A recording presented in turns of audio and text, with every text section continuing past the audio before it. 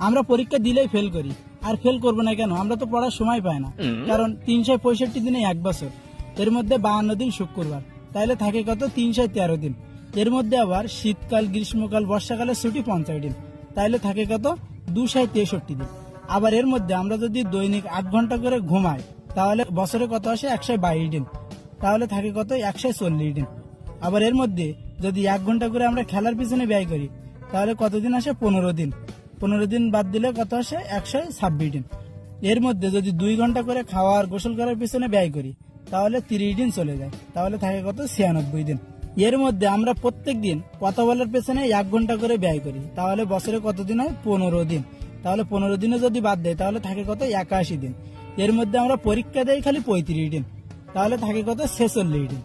এর মধ্যে ঈদ আছে, বিভিন্ন উৎসব আছে, কনসার্ট আছে, এইসব জায়গায় যেতে যেতে আমাদের 40 দিন চলে যায়, তাহলে আর থাকে